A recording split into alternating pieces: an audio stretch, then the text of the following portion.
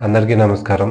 అన్నమయ్య జిల్లా మదనపల్లిలో 7 ఏళ్ల బాలిక కేసు విషయంలో ఆ బాధిత కుటుంబానికి చనిపోయినటువంటి ఆ 7 ఏళ్ల బాలికకి న్యాయం జరిగిందా? జరగలేదా? అని చెప్పి అడిగితే అందరి దగ్గర నుంచి వచ్చే సమాధానం ఏంటంటే, నిందితుడు ఎవడైతే ఉన్నాడో కులవర్ధన్ చనిపోయాడు కాబట్టి ఆ బాధిత కుటుంబానికి ఆ చనిపోయినటువంటి 7 ఏళ్ల బాలికకి న్యాయం జరిగింది అని చెప్పి మాట్లాడతారు. కానీ ఇక్కడ మనం సరిగ్గా ఆలోచిస్తే ఆ 7 ఏళ్ల బాలిక చనిపోవటానికి డైరెక్ట్‌గా కారణం కులవర్ధన్ అయితే, ఇండైరెక్ట్‌గా ప్రభుత్వం, అదేవిధంగా పోలీసు వ్యవస్థ చేసినటువంటి తప్పులు కూడా ఉన్నాయి. ఆ 7 ఏళ్ల బాలిక చనిపోవటానికి గల కారణంలో. ఎందుకంటున్నానంటే, ఒకసారి హోమ్ మినిస్టర్ అనిత గారు ఏం మాట్లాడారో ఒకసారి వినండి. యాక్చువల్‌గా గాంజా మత్తులో ఉన్నాడు. గాంజా కూడా అలవాటై ఉన్న పరిస్థితి. యాక్చువల్‌గా మీ అందరికీ తెలుసు నేను ఎంత హీట్ జనరేట్ అయిందో మీ అందరికీ కూడా తెలుసు. ఆ కేసుకి సంబంధించి ఆవిడ మాట్లాడుతున్నప్పుడు, కులవర్ధన్ మద్యానికి, గంజాయికి బానిస అయిపోయాడు. అందుకనే విచక్షణ కోల్పోయి ఆ బాలికపై ఈ విధంగా అఘాయిత్యానికి పాల్పడ్డాడు అన్నట్టు హోమ్ మినిస్టర్ అనిత గారు సమాధానం చెప్పింది. ఓకే. గంజాయికి, మద్యానికి బానిస అయ్యాడు అని చెప్పి ఆవిడే స్పష్టంగా చెప్తుంది. కూటమి ప్రభుత్వం అధికారంలోకి వచ్చే ముందు చంద్రబాబు నాయుడు, నారా లోకేష్, పవన్ కళ్యాణ్ ఆంధ్రప్రదేశ్‌ని గంజాయి రహిత రాష్ట్రం కింద మారుస్తాం మేము అని చెప్పి వాళ్ళు ఎన్నికల్లో పదే పదే మాట్లాడారు. మారు మోగిచ్చారు. బట్ అధికారంలోకి వచ్చిన తర్వాత ఈ గంజాయి బ్యాచ్‌ల మీద, గంజాయి వ్యాపారం చేస్తున్నటువంటి ముఠాల మీద కఠినంగా చర్యలు తీసుకోవట్లేదు. దానికి ఉదాహరణ ఏంటంటే ఇప్పుడు జరిగినటువంటి సంఘటన. అదేవిధంగా 2 నెలల క్రితం మీరు సరిగ్గా గమనిస్తే గనక నెల్లూరులో ఒక ఇన్సిడెంట్ జరిగింది. పెంచలయ్య అనే ఒక వ్యక్తి మీద గంజాయి వ్యాపారం చేస్తున్నటువంటి అల్వా కామాక్షమ్మ బ్యాచ్ దాడి చేసి ఆ పెంచలయ్యని హతమార్చేశారు. ఎందుకు హతమార్చేశారు అతన్ని?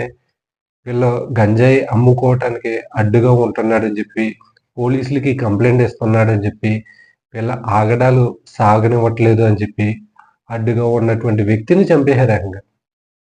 గంజాయి విషయంలోనే. ఆవిడకి సంబంధించిన ఇల్లు కూల్చేశారు. అక్కడ గంజాయి దొరికింది. అది ఇది విన్నాం.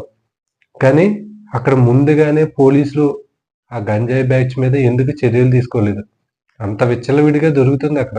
అరవ కామాక్షమ్మ అనే ఆవిడ విచ్చలవిడిగా అమ్ముతుంది. ఒక రకంగా చెప్పాలంటే. ఎంత డేరింగ్‌గా, ఎంత డాషింగ్‌గా ఆ వ్యక్తిని చంపేశారు. సో, రాష్ట్రంలో చాలా చోట్ల గంజాయి అనేది విచ్చలవిడిగా దొరుకుతుంది. కఠినంగా పోలీస్ వ్యవస్థ యాక్షన్ తీసుకోవట్లేదు. దానికి తోడు ప్రభుత్వం కూడా సీరియస్‌గా పోలీసుల్ని అప్రమత్తం చేయట్లేదు. అమాయకురాలైనటువంటి 7 ఏళ్ల బాలిక చనిపోవటానికి గల కారణం ప్రభుత్వం, పోలీసు వ్యవస్థలో, దాంతో పాటుగా ఆ కులవర్ధన్ అని చెప్పి నేనంటా. ముందుగా పోలీసు వ్యవస్థ, ప్రభుత్వం కఠిన చర్యలు తీసుకుంటుండి ఆ గంజాయి అనేది ఇటువంటి వ్యక్తులకి, ఇటువంటి మూర్ఖులకి దొరక్కోకుండా చూసుంటే గనక ఇటువంటి ఇన్సిడెంట్లు జరగవు కదా! సో, అందుకనే నేను ఆ కుటుంబానికి పూర్తిగా న్యాయం జరిగింది అని చెప్పి మాట్లాడతలేదు. ఎందుకంటే ప్రభుత్వం ఇందులోంచి తప్పించుకోవటానికి చాలా తెలివిగా పనిచేసింది. మీకిక్కడ కనిపించేదేంటంటే, ఆ ఇన్సిడెంట్ జరిగిన తర్వాత పోలీస్ వ్యవస్థ అంతా కదిలొచ్చింది. స్పీడ్‌గా దర్యాప్తు చేశారు. ఏం జరిగింది అన్నది బయటపెట్టారు. అదేవిధంగా తప్పు చేసినటువంటి వ్యక్తి కులవర్ధన్ చనిపోయాడు. అది ఎలా చనిపోయాడో మీ అందరికీ తెలిసిన విషయమే. పోలీస్ రికార్డ్‌లో అతను ఆత్మహత్య చేసుకొని చనిపోయాడు. అఫీషియల్‌గా. అనఫీషియల్‌గా ఏం జరిగిందో మీ అందరికీ తెలిసిందే. సో, పోలీసోళ్ళు ఆ విధంగా వ్యవహరించారు కదా! ఆ తప్పు చేసినటువంటి నిందితుడి పట్ల. వాళ్ళు లేకోకుండా అయిపోయాడు కదా! సో, పోలీస్ వ్యవస్థ బాగా పనిచేసింది. ప్రభుత్వం బాగా పనిచేసింది అని చెప్పి మైండ్ సెట్‌లోకి మనం వెళ్ళిపోతున్నాం. కానీ ఇక్కడ మనం ఆలోచించాల్సింది వాడు గంజాయికి బానిసయ్యాడు. మత్తు పదార్థాలకి బానిసయ్యాడు. వాడు ఒకవేళ గంజాయికి, మత్తు పదార్థాలకి బానిస అవ్వకపోతే గనక ఈ ఇన్సిడెంట్ అసలు జరగదు. ఆ బాలిక హ్యాపీగా మన మధ్యన తిరుగుతూ ఉంటుంది. సో, ప్రభుత్వం కూడా సీరియస్‌గా ఈ మత్తు పదార్థాలు ఏవైతే రాష్ట్రంలో సప్లై అవుతున్నాయో వాటి మీద కఠినంగా చర్యలు తీసుకుంటే బావుంటది కాస్త. ఇక నుంచైనా. 2, 3 ఇన్సిడెంట్లు మనం చూసాం. నెల్లూరు ఇన్సిడెంట్ చూసాం. ఇదైతే ఇంక చెప్పుకోనవసరం లేదు. దారుణంలో దారుణం, అతి దారుణం ఇది. వాడు ఎంత గంజాయికి గాని, మత్తు పదార్థాలకు గాని బానిస అయిపోతే ఆ రకంగా విచక్షణ కోల్పోయి ఒక 7 ఏళ్ల బాలికపై ఆ విధంగా ప్రవర్తిస్తాడో, ఆ విధంగా చేస్తాడు.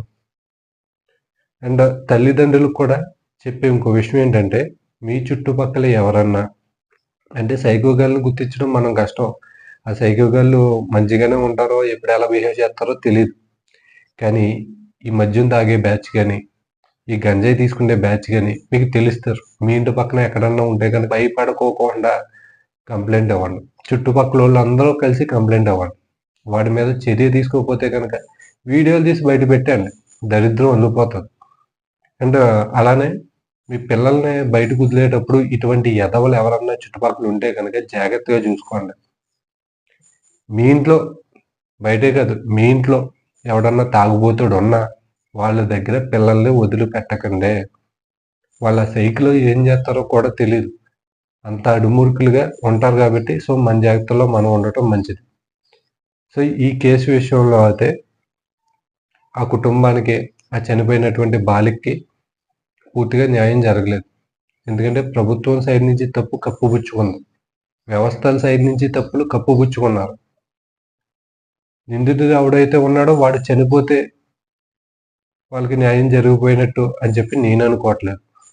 సో, నేను మాట్లాడిన అంశాలపై మీరు ఏకీభవిస్తున్నారో లేదో కింద కామెంట్ బాక్స్‌లో కామెంట్ చేయండి. మన ఛానల్‌ని సబ్స్క్రైబ్ చేసుకోండి. సపోర్ట్ చేయండి.